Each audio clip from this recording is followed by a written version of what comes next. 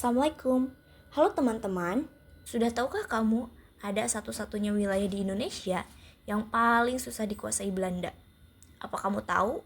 Ya, betul, Aceh. Aceh adalah provinsi paling barat di Indonesia yang memiliki luas kurang lebih 57.000 km persegi dan 363 pulau. Menurut catatan sejarah, Belanda baru dapat menguasai Aceh setelah 37 tahun lamanya, dimulai dari tahun 1873 sampai 1910. Perang ini terbagi menjadi 4 fase.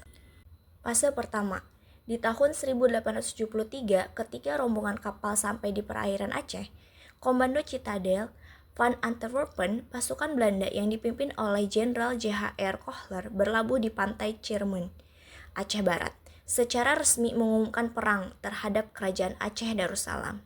11 hari kemudian, di saat Belanda masih menyusun strategi perang, Aceh dipimpin oleh Panglima Polim dan Sultan Mahmud Syah memanfaatkan kesempatan tersebut dengan spam Mariam, menggempur pasukan Belanda, mengakibatkan Belanda ketar-ketir dan mundur.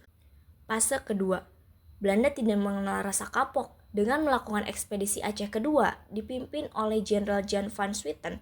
Pasukan Belanda akhirnya berhasil menguasai istana Kesultanan Aceh Darussalam. Hal ini terjadi karena pasukan Aceh telah meninggalkan keraton dan bergerilya. Namun pada akhirnya, Belanda dikalahkan oleh pasukan yang dipimpin oleh Tuanku Muhammad Daud. Peperangan pun berakhir seperti sebelumnya. Belanda kewalahan dan pasukannya pun kocar-kacir meninggalkan peperangan. Fase ketiga, Belanda menghalalkan segala cara dalam upaya menaklukkan Aceh. Christian Snoekhonje, dengan kemampuan berbahasa Arab dan pengetahuan Islam yang dimilikinya, ia mendekati para ulama. Dan dalam pendekatannya, ia mensiasati dengan mengadu domba penduduk lokal. Sementara dari pihak Aceh tak kalah dalam strategi, dengan Teku Umar yang menyerahkan diri sebagai taktik untuk memperlemah kekuatan lawan.